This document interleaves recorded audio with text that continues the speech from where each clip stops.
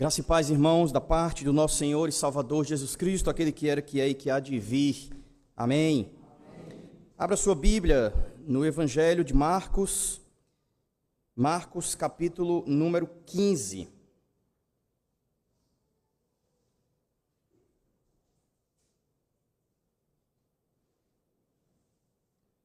Nós vamos ler apenas o versículo número 39, e este será o texto que, com a graça de Deus, será exposto nesta manhã. Marcos, capítulo 15, versículo 39. Acompanhe a leitura da sagrada, inerrante, autoritativa palavra do Senhor. Diz assim: o centurião que estava em frente dele, vendo que assim expirara, disse: verdadeiramente este homem era o Filho de Deus. Amém. Curve sua cabeça mais uma vez, oremos ao Senhor. Santo e maravilhoso Deus, nosso Pai, Senhor amado, Deus de infinita bondade e misericórdia, Deus que salva pecadores.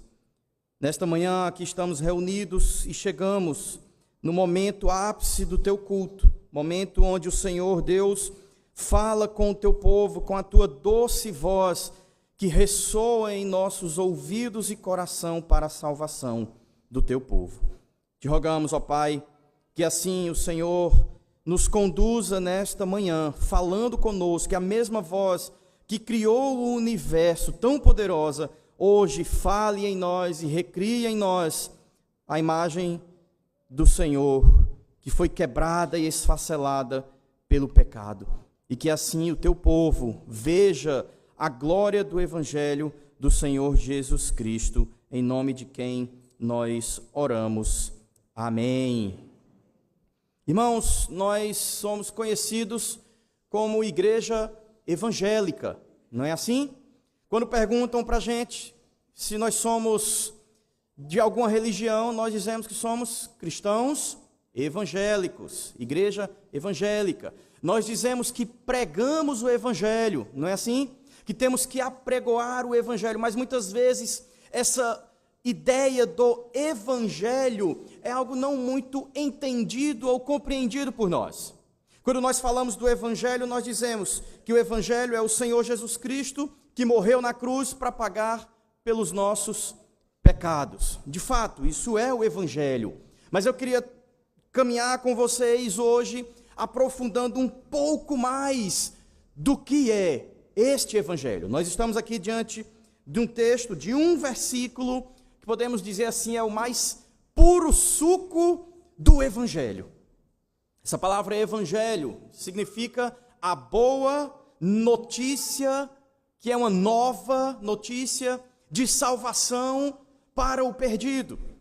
E o Evangelho puro e simples, como nós temos nessa definição, ele começa a acontecer exatamente aqui neste versículo. Entenda as minhas palavras, do versículo 39 para trás, e quando eu digo para trás, é o texto de Marcos, de Mateus, Malaquias, e você vai voltando até Gênesis. O Evangelho era prometido.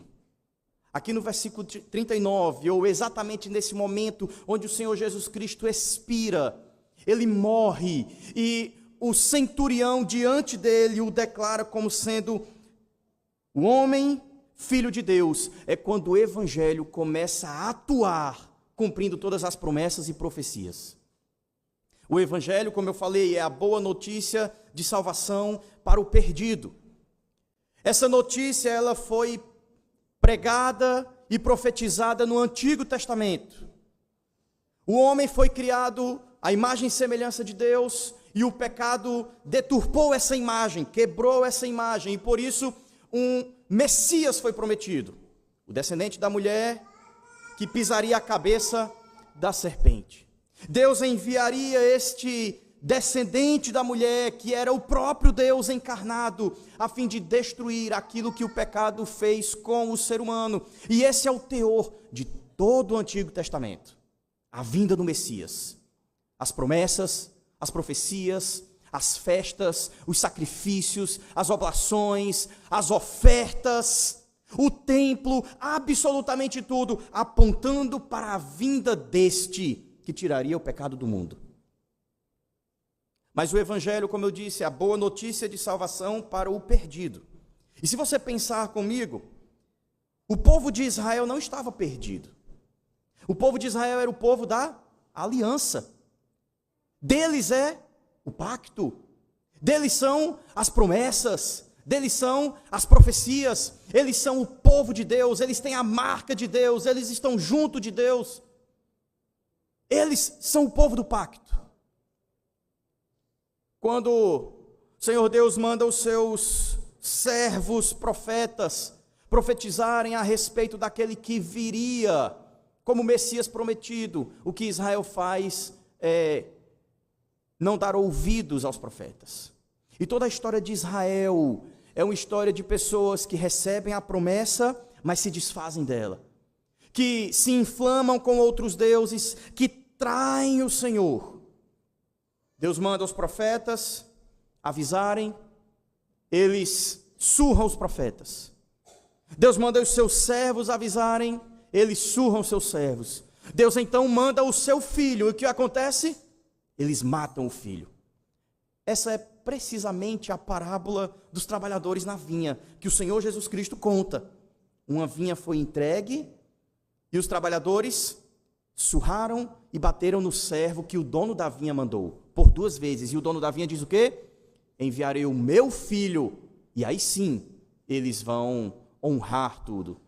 Isso não acontece, a fala deles é, vamos matar o filho, e a vinha será nossa. Eles fazem isso, e o dono da vinha diz, eles serão lançados fora, e a vinha será dada a outro povo. O Evangelho é isso, irmãos.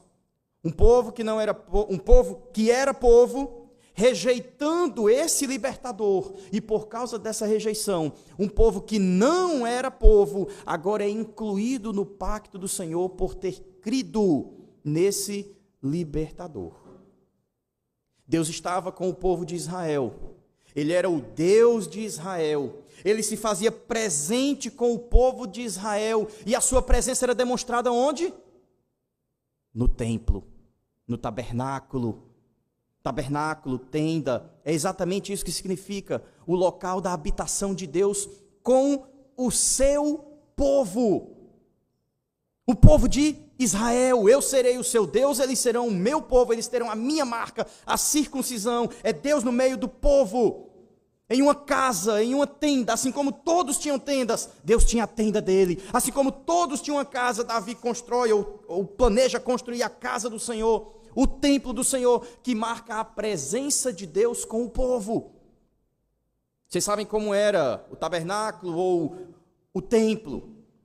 Havia um átrio onde os homens entravam para sacrificar, havia o santo lugar onde apenas os sacerdotes poderiam entrar, e havia o santo dos santos, onde apenas o sumo sacerdote poderia entrar uma vez por ano, para aspergir sangue sobre a tampa do propiciatório, a tampa que ficava em cima da arca da aliança, de onde Deus falava com o sumo sacerdote. Ele diz, eu habito ali, no meio ou entre os querubins, cujas asas tocavam uma na outra, na tampa do propiciatório.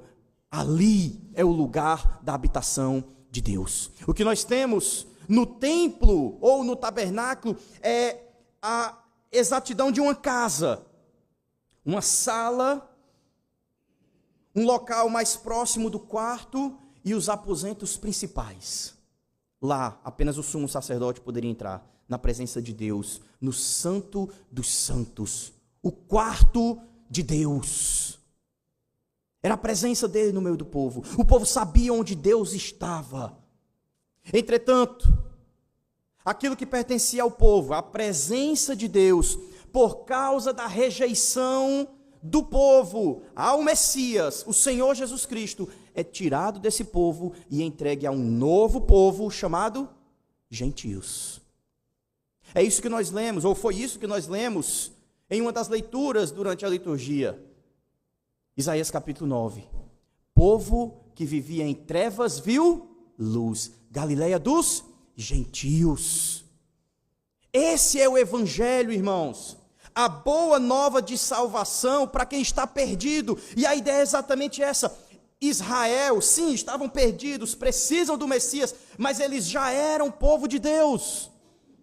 Se você disser para um judeu hoje que ele precisa do Senhor Jesus Cristo para ser salvo, ele vai dizer: não, eu não preciso de ninguém para ser salvo. Eu sou povo de Deus, eu sou circuncidado, eu sou da aliança, eu já estou salvo, eu não preciso de um Messias para me salvar. O evangelho, a boa nova de salvação, é para aqueles que não conhecem as promessas, aqueles que não tinham as profecias, aqueles que não eram povo de Deus. Foi exatamente isso que entendeu o apóstolo Pedro, e ele escreveu também no texto que nós lemos na liturgia, em 1 Pedro capítulo 2, versículo 9 e 10. Vós, e ele está falando aos gentios, que não ereis povo, mas agora foram feitos povo de Deus. Vocês são nação santa, povo de propriedade exclusiva de Deus. Essas categorias, irmãos, eram categorias de Israel, do povo do Senhor. Mas Israel rejeitou o Messias, Israel crucificou o Messias, Israel matou o Messias. E agora essa bênção, essas promessas, toda essa santidade de uma nação é passada agora para os gentios. Vós que não erais povo, agora sois povo de Deus. Essa é a verdade que inicia o evangelho de João. Ele veio para os que eram seus, mas os seus não o receberam.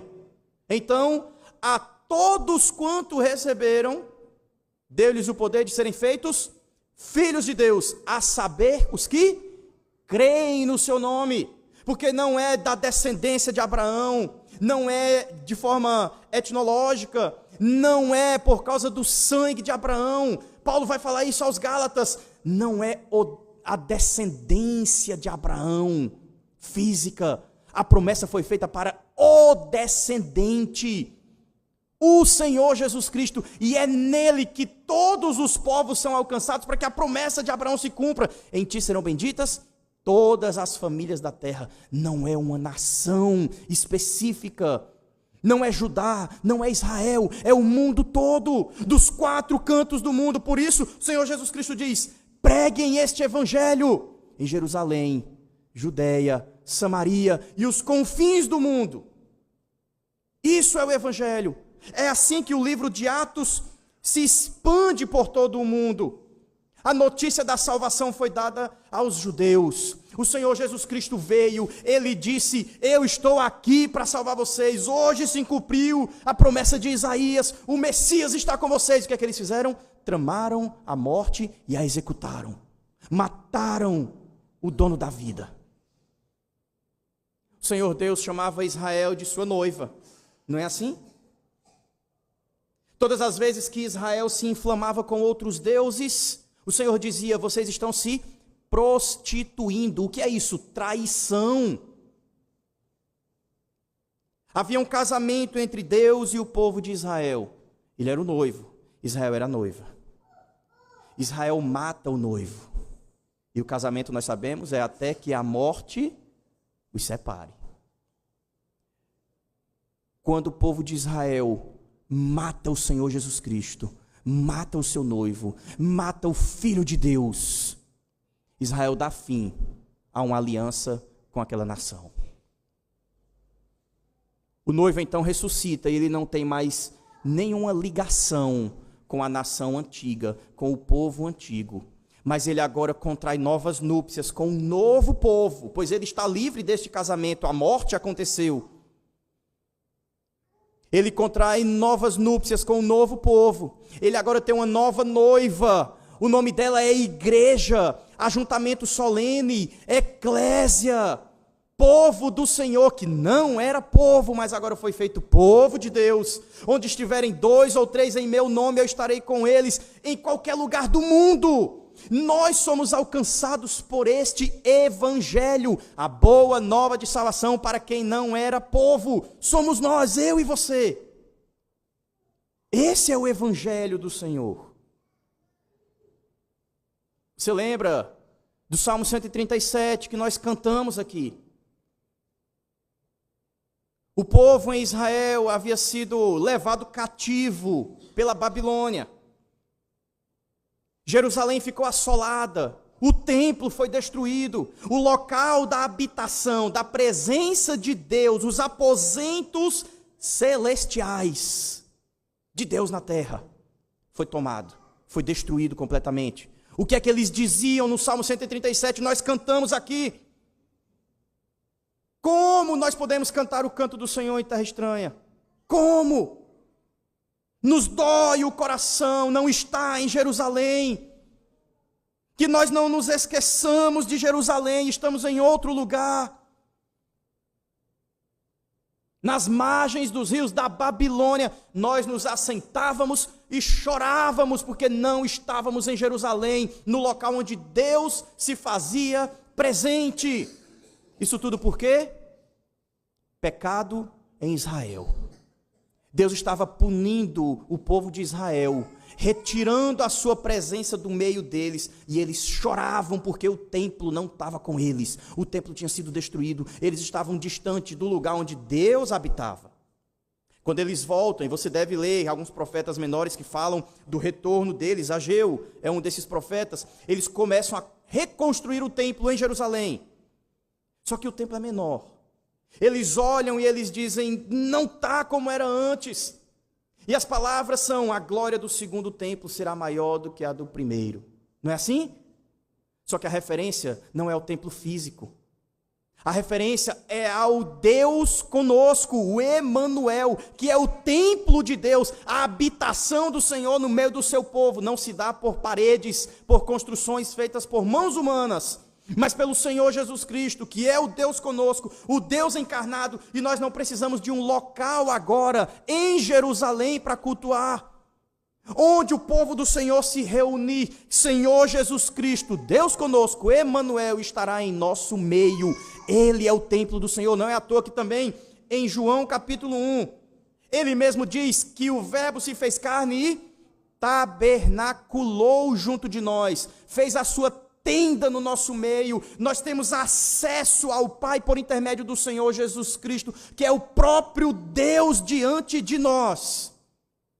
Tudo isso porque um povo que era povo rejeitou o Messias, crucificou-o numa cruz e disse, nós não o queremos como nosso Salvador.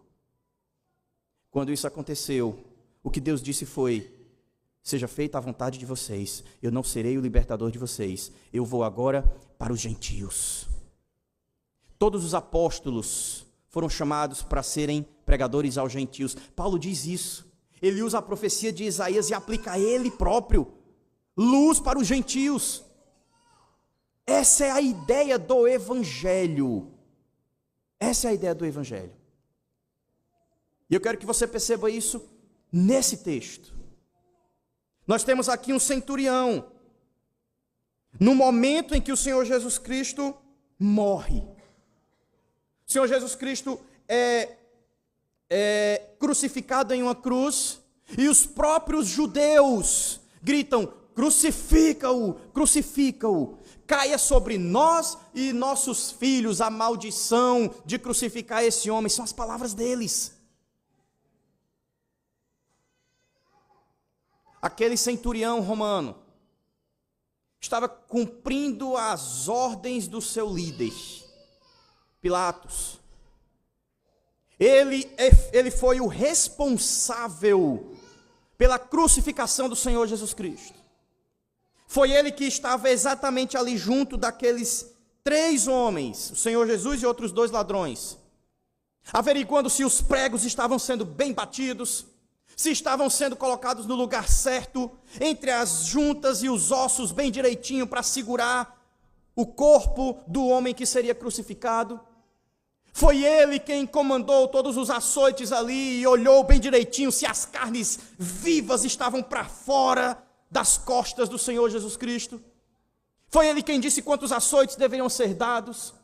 Foi ele que comandou toda a procissão até o Gólgota. Esse era um centurião, um comandante da morte, um homem que já tinha em sua lista inúmeros homens crucificados, responsável pelo derramar do sangue de muitos homens. Um ser truculento, sanguinário, alguém frio e calculista. Um homem que não era levado pelos sentimentos, e enquanto os homens ali gritavam de dor, ele não se abatia de forma alguma. Era um homem acostumado com a morte, com matar, com degolar, com cortar com a espada, em ver a agonia, os gritos de dor e de morte de homens. Ele já tinha matado centenas e centenas. Ele conhecia a morte de perto. Ele era um homem de grande autoridade, um homem em quem o imperador confiava. Para se ser um centurião era necessário aproximadamente de 15 a 20 anos trabalhando para o imperador, braço direito das autoridades romanas. A mentalidade de um centurião é de que poder, autoridade, soberania, respeito, iria ser conquistado através da espada, do sangue, da morte. Era assim que ele tinha tudo isso. Implacável, corajoso, disciplinado, viril. Mas é exatamente este homem que olha para aquele homem ensanguentado e morto em uma cruz e nega completamente tudo o que ele era até aquele dia. Ele olha para o Senhor Jesus Cristo crucificado e morto, e ele olha para si e ele diz: eu não sou mais ninguém, eu não existo mais, eu não sirvo mais para nada, tudo que eu construí, tudo que eu fui, a minha vida toda é lançada no lixo diante desse homem morto e crucificado. Essas são as palavras dele quando ele olha para o Senhor Jesus Cristo e ele diz: verdadeiramente este homem era o Filho de Deus. Havia, irmãos, uma inscrição que versava sobre o nascimento de César Augusto. No ano 9 a.C., quando César nasceu, foi lido o seguinte: considerando que a providência que ordenou a toda a nossa vida, mostrando preocupação e zelo, ordenou a consumação mais perfeita para a vida humana, dando a ele, César Augusto, preenchendo-o com força para fazer o trabalho de um benfeitor entre os homens, e enviando-lhe, por assim dizer, como um salvador para nós e aqueles que virão depois de nós, para fazer a guerra cessar, para criar ordem em todos os lugares, e que o nascimento do Deus César Augusto foi o início de um mundo das boas novas que chegaram aos homens por ele.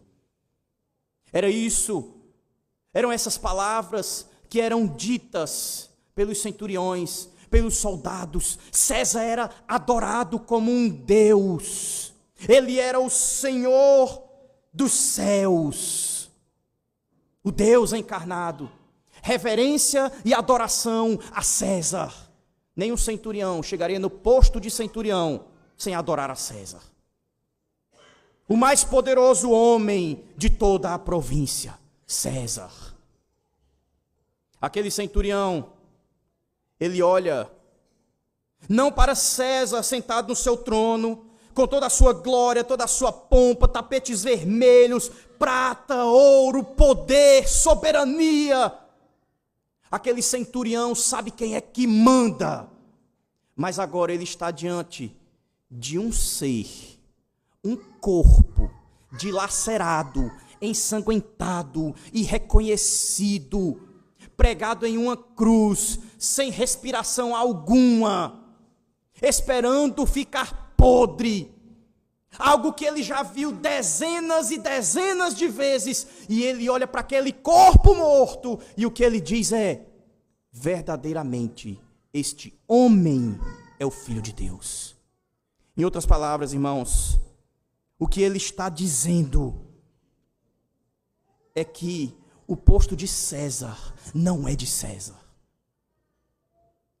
O que ele cria ser, o Deus, não era Deus, era um mero homem.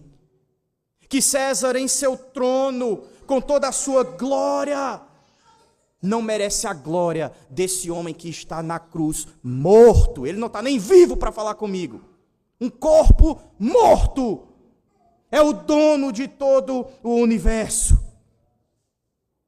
Um pobre, um qualquer, um judeuzinho, um desconhecido, um mero carpinteiro, que não tem roupas, e Cristo foi crucificado nu, absolutamente nu, sem roupa alguma, em uma cruz maldita, sem respiração, porque o texto diz que ele expirou e morreu. Eu estou diante de um nada, e eu olho para aquilo e eu digo, esse é Deus verdadeiro, muito mais do que César. César não é ninguém perto dele, eu não sou ninguém perto dele. O centurião nega a César, nega toda a sua vida que ele passou servindo a César. Essa é uma declaração radical de fé, e não apenas de fé, essa é uma declaração política. Os soldados que o serviam, que estavam ali ao seu redor, ouviram ele dizer isso. E nós podemos imaginar o rosto deles se questionando, centurião, como você ousa dizer uma coisa dessa? Você que jurou servir e adorar a César, você olha para um corpo morto em uma cruz e você diz, esse é o verdadeiro Deus, verdadeiramente este homem é Deus. Meus irmãos, aquele homem não estava se preocupando com mais nada em sua vida. Quando César soubesse dessa declaração de fé, essa profissão de fé diante de um homem morto, a cabeça daquele centurião iria rolar. Mas ele não estava nem aí mais para nada. Ele se encontrou com o Senhor Jesus Cristo, e isso era o fim da vida dele, o começo de uma nova vida. Não importa se esse Jesus está derrotado, se ele está ensanguentado, se ele está nu, se ele não tem um tostão no bolso, se ele não era ninguém, era um desconhecido. Se eu matei, se eu cometi a pior injustiça do mundo, o pior pecado, a pior atrocidade, eu matei esse Deus. Mas eu não posso deixar de dizer que ele é Deus. César vai mandar me matar. Minha vida já era, minhas conquistas, meu empenho para ser um centurião, todos os concursos que eu fiz, mas eu não posso deixar de declarar que este ser morto é Deus. Quem quiser contar para César o que eu vi e o que eu disse, pode ir. A minha vida agora só tem sentido porque eu encontrei esse homem morto. O pior foi que eu o matei. A deidade dele é verdadeira. E não importa o que aconteceu. O fato de ele ser Deus, isso é muito maior do que o meu próprio pecado. Ele continua sendo Deus mesmo estando morto. Ele é Salvador mesmo pregado em uma cruz. E não importa se fui eu que o crucifiquei. E se ele vai me mandar para o inferno pelo que eu fiz. Eu continuarei a dizer, verdadeiramente, esse homem é Deus, Filho de Deus. Essa é a primeira vez no livro de Marcos em que um homem diz quem o Senhor Jesus Cristo é. Nós vemos o Senhor Deus dizendo, este é o meu Filho amado. Nós vemos os demônios declarando, tu és o Cristo, Filho do Deus bendito. Mas nós não vemos nenhum homem dizendo quem o Senhor Jesus Cristo é. Nós ouvimos de um centurião romano, um gentio. Essa é a primeira vez que um homem diz quem o Senhor Jesus Cristo é. E quem é esse homem? Um gentio.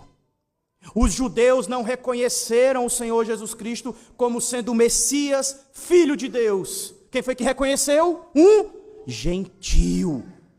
Povo que não era povo. E vejam, irmãos, como eu disse, esse é o mais puro suco do Evangelho.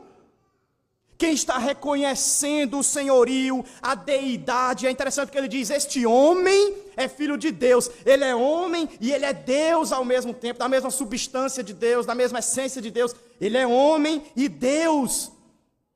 O centurião entendeu coisas que na história da igreja a gente só vai compreender séculos depois dos concílios da igreja, quando há discussões sobre a deidade de Cristo.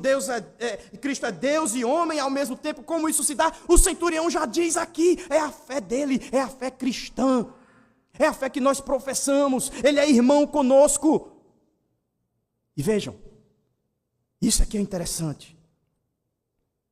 Ele é o primeiro gentio a se converter. O primeiro. Quando os israelitas, os judeus, crucificam o Senhor Jesus Cristo, ele expira e morre. Não é isso que o texto diz? Alguns versículos antes. Ele, dando um grande brado, expirou. Morreu. Sua vida foi ceifada. Nesse momento, irmãos, é coisa de segundos, um gentio se converte. Vejam, os judeus estavam esperando o Messias, só que eles esperavam um Messias político, um homem que de repente iria subir no trono, iria eliminar César, iria eliminar Pilatos, iria eliminar os romanos, ia começar a governar com grande poder e glória, e ninguém iria conseguir detê-lo. Era isso que os judeus esperavam para dizer: esse é o Filho de Deus, o Messias prometido. Mas esse centurião, que era o homem do poder, que estava acostumado com a glória do poder, ele olha para um ninguém crucificado em uma cruz e ele diz: é esse. Ele não era do povo da aliança, ele não tinha as promessas, ele não era do povo de Deus, ele não era circuncidado, mas ele olha para o Cristo crucificado e ele diz: esse é o verdadeiro Deus. Meus irmãos, o que é interessante nesse texto é que nos é dito no versículo anterior, versículo número 38,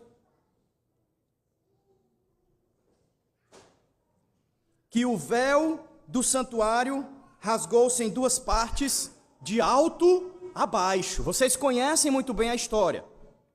Eu quero que vocês percebam como na soberana e na inspiração do Espírito Santo, a ordem das coisas é muito bem colocada aqui nesse texto. Vejam, versículo 37, o Senhor Jesus Cristo dando um grande brado, ele fez o quê? Expirou, ele morreu, ele foi sacrificado, o filho foi morto. E como ele mesmo disse na parábola da vinha, a vinha será tirada desse povo que matou o filho e será entregue a outro povo. Deus deixará esse povo e fará uma aliança com um novo povo. Depois que Cristo expira e entrega a sua vida, o verso 38 diz: e o véu do santuário rasgou-se em duas partes, de alto a baixo. Preste atenção numa coisa. Era data de celebração da Páscoa. Não havia absolutamente ninguém dentro do templo, nesse momento. O sumo sacerdote estava do lado de fora fazendo um sacrifício, são 3 da tarde, e no exato momento em que o Senhor Jesus Cristo expira e morre às 3 da tarde, um cordeiro estava sendo sacrificado para a celebração da Páscoa lá no templo. É assim que Levítico nos ensina.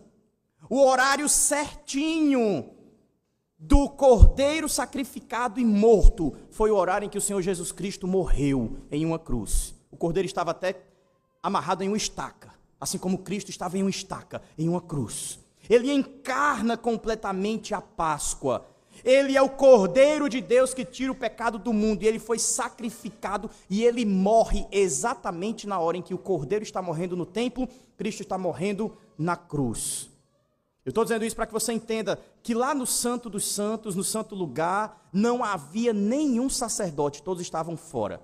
Não havia absolutamente ninguém nos aposentos de Deus no templo.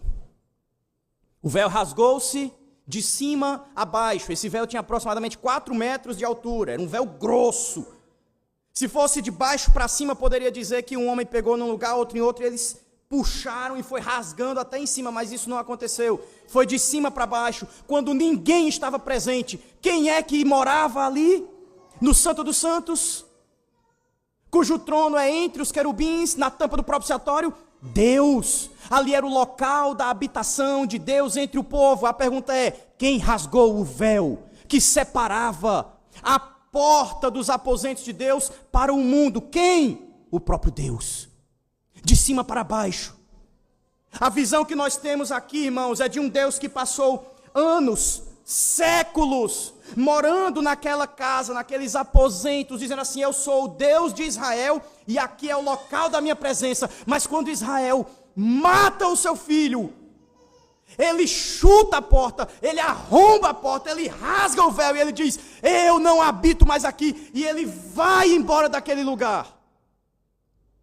O Senhor Deus sai do Santo dos Santos, passa pelo santo lugar, passa pelos átrios, e ele vai para onde? Para o mundo. Deus não habita em templos feitos por mãos humanas. A morte do Senhor Jesus Cristo, quando ele morre, o próprio Deus arromba a porta e sai do Santo dos Santos. Não é à toa que o templo não tem mais nenhuma serventia até hoje. No ano 70 depois de Cristo, o templo é completamente destruído e nós não temos mais templo. O que é que nós temos? Deus conosco em qualquer lugar do mundo, porque ele não habita mais em Jerusalém, ele não habita no templo, ele não habita no Santo dos Santos. Hoje nós podemos, por assim dizer, nas palavras de Hebreus, adentrar com ousadia, Hebreus capítulo 10, no Santo dos Santos, mas ele diz: pelo vivo e novo caminho, por Cristo, na presença do Pai. Aí ele vai e diz depois disso: não deixando de congregar, como é costume de alguns. Sabe quando é que nós adentramos na presença de Deus?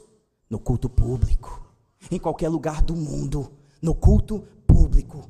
Você não precisa mais ir em Israel, você não precisa mais de um templo, de um santo lugar, de um santo dos santos, da Arca da Aliança, da tampa do propiciatório, de absolutamente nada.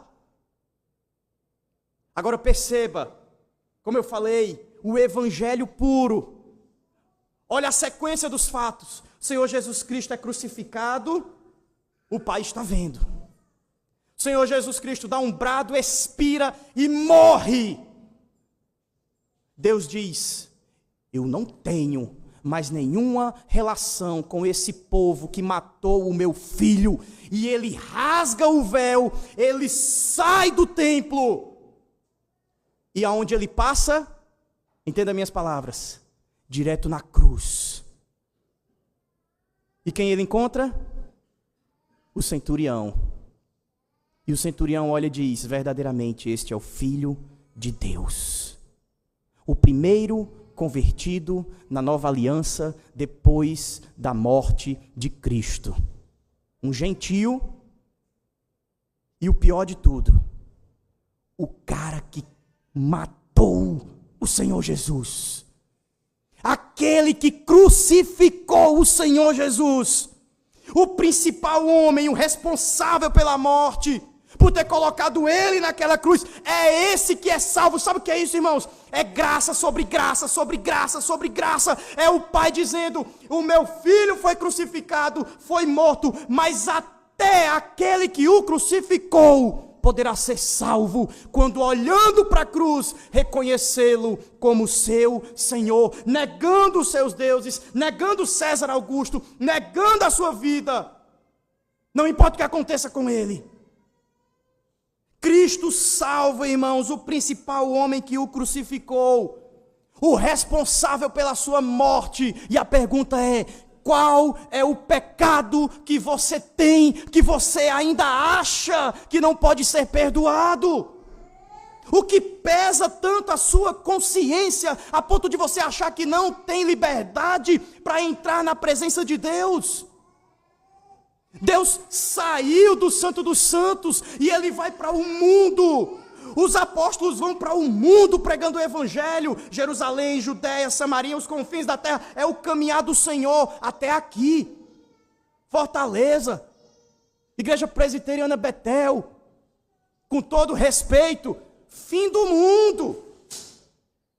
Nós estamos muito distantes de Israel, da Judéia, de Jerusalém, estamos do outro lado do mundo, mas aqui, Deus vem e Ele diz, eu vou me encontrar com esse povo, e não importa para onde você for, todo dia do Senhor, Ele diz, eu vou me encontrar com você. O homem quer povoar Marte agora, né? Lá em Marte vai ter, se Deus permitir, igreja presbiteriana de Marte, e todo dia do Senhor vai ter culto ao Senhor, porque não importa onde o homem estiver, Deus não está mais preso em um templo, em lugar feito por mãos humanas, onde o povo dele estiver reunido, ele irá encontrar-se com o povo. Você acha que não merece estar aqui? Você acha que os seus pecados são grandes demais? Que Deus não te ama? Que você merece o inferno? Sim, você está certo, absolutamente certo, mas olhe para esse centurião. Ele crucificou o Senhor Jesus Cristo, mas ao mesmo tempo, ele olhou para aquele corpo morto e ele disse, esse homem é Deus. E essa é uma das declarações de fé mais belas da Escritura, e ela vem de um gentio, como eu e você, exatamente depois que o filho morreu. Deus salva o responsável pelo assassinato do seu filho. Você tem coragem de dizer aquilo que o centurião disse? Este verdadeiramente é filho de Deus. Você tem coragem de olhar para a face ensanguentada do Senhor Jesus Cristo pela pregação da palavra e declarar, esse é o meu Deus, homem e Deus ao mesmo tempo. Este é o meu Senhor, Ele manda em mim.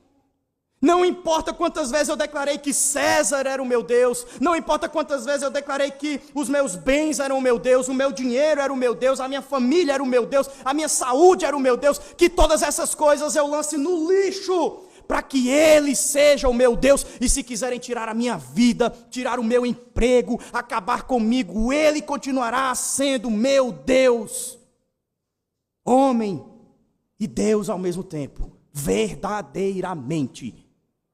Homem e Deus. A verdade é que nós não estamos preparados para afirmar isso, para declarar isso, para crer nisso. Basta um testemunho de Jeová bater na sua casa domingo de manhã e começar a dizer para você que Jesus não é Deus. Você se embola todinho e não consegue defender a sua própria fé. Não é verdade? Hoje o Senhor Jesus Cristo é pregado diante de vós como crucificado, são as palavras de Paulo aos Gálatas. E aí ele diz, quem vos fascinou a vós outros, diante de quem Cristo foi pregado, como crucificado diante de vocês?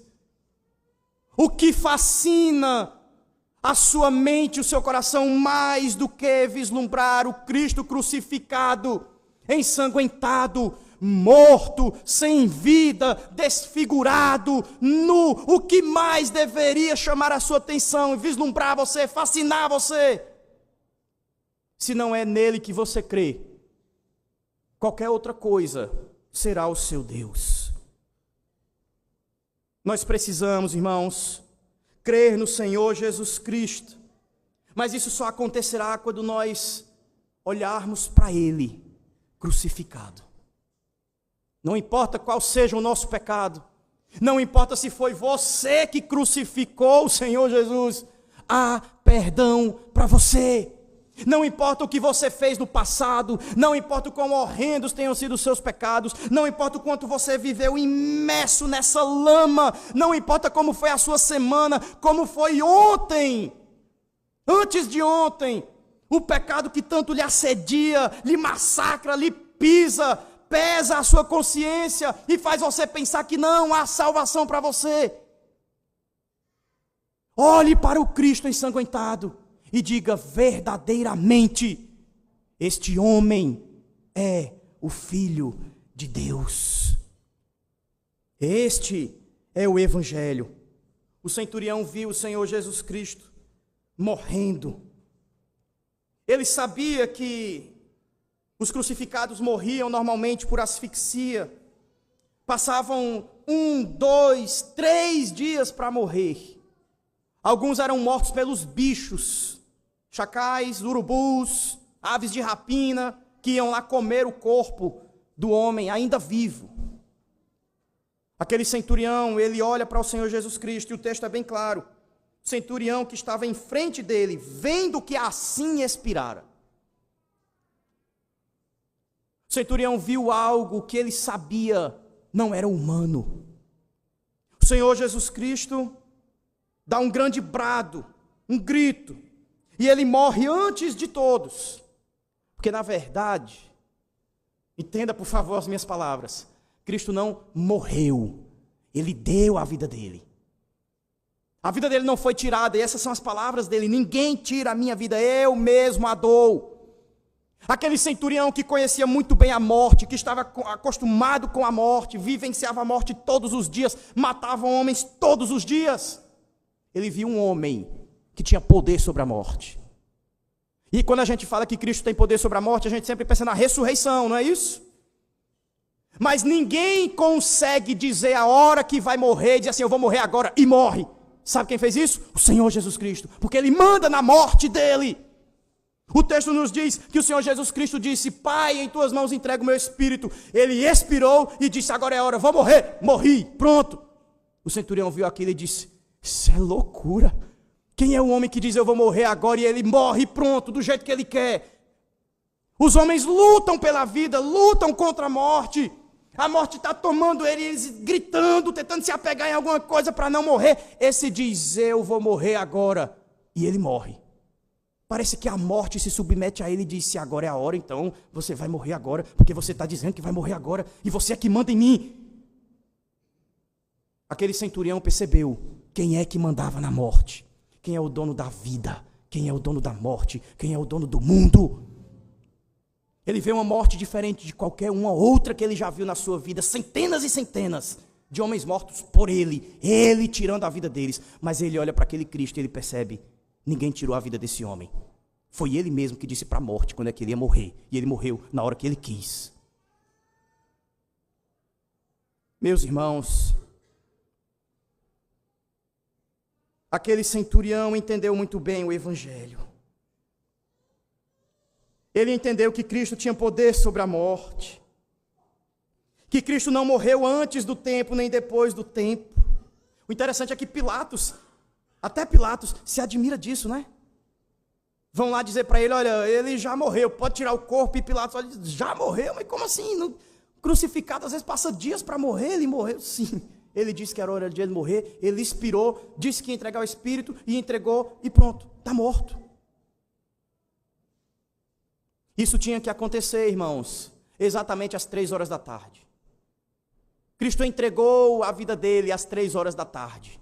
Porque foi quando o cordeiro foi morto lá no templo. Tinha que ser às 3 horas da tarde para dar tempo o seu corpo ser retirado da cruz e ser colocado na sepultura antes das 18 horas. Porque 18 horas iria começar o Shabat, o último Shabat da antiga aliança. Se o corpo do Senhor Jesus Cristo não fosse retirado antes das 18 horas, não seria retirado mais. Ele ia ficar ali até o domingo. Mas ele foi retirado para que o Senhor Jesus Cristo descansasse no último Shabat da antiga aliança. Das 18 horas da sexta-feira até as 18 horas do sábado. E aí o sol se pôs e ele ressuscita quando? No domingo de manhã, quando o sol nasce, os primeiros raios de sol iluminam a terra, o Senhor Jesus ressuscita, dando fim a toda a sua obra, descansando de tudo aquilo que ele deveria fazer, morrer e ressuscitar. E este novo dia, onde ele descansou das suas obras, assim como Deus das suas, lá no Éden, na criação, esse agora é o novo dia de descanso para o povo de Deus.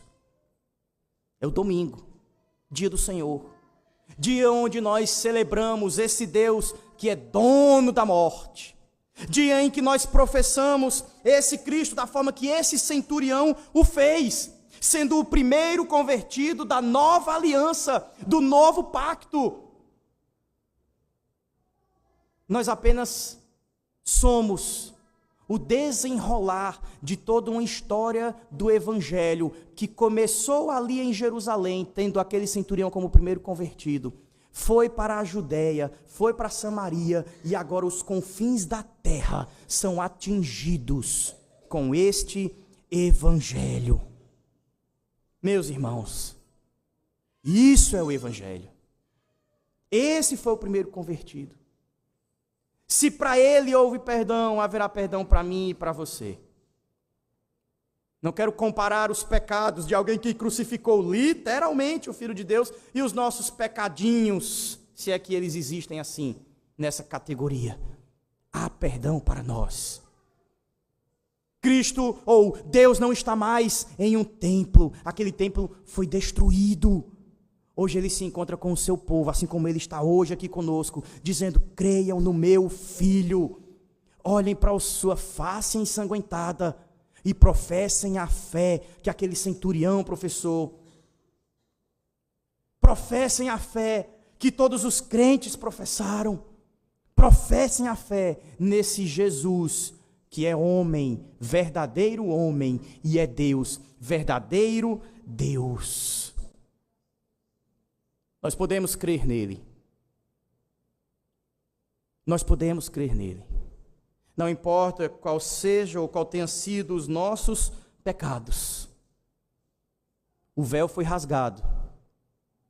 Deus vem até nós e nós temos livre acesso a ele, pelo novo e vivo caminho que é o Senhor Jesus Cristo.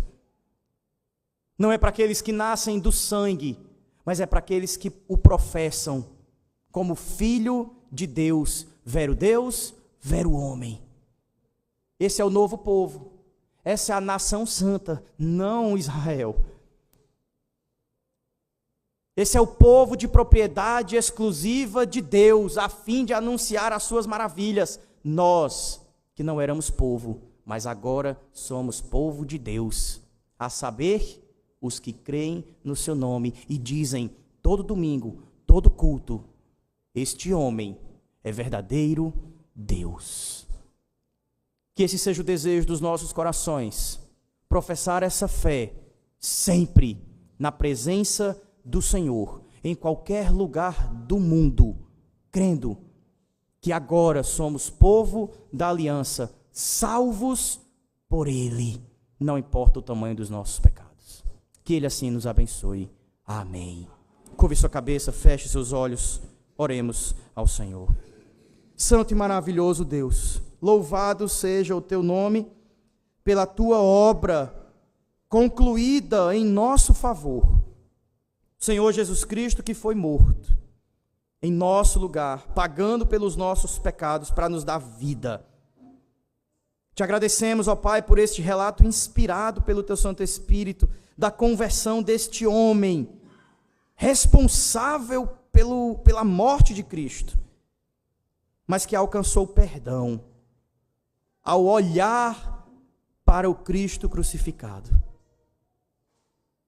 Este Cristo que foi pregado aqui hoje pela manhã e que será pregado logo mais à noite, que possa ser exposto diante de nós como crucificado, para que o vejamos pela pregação da palavra e creiamos nele, abandonando toda a nossa vida, toda a nossa antiga fé, toda a nossa vida pregressa, os nossos pecados, os nossos ídolos, todos aqueles que nós declaramos como sendo os nossos deuses, que vão para a lata do lixo, enquanto esse Cristo, morto e ressurreto por nós, recebe de nós as mais belas profissões de fé. Te rogamos, ó Pai, que este sacrifício de Cristo nos mostre o quanto o Senhor se faz presente em nosso meio, já não mais habitando em templos feitos por mãos humanas, mas onde estiverem 2 ou 3, no nome de Cristo, o Senhor estando no nosso meio. Te rogamos, Senhor, assim, em nome e para a glória do Senhor Jesus. Amém.